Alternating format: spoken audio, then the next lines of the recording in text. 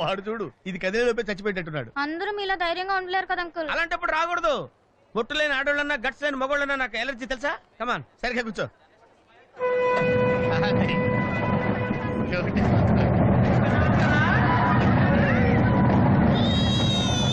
టెన్షన్గా ఉందంటే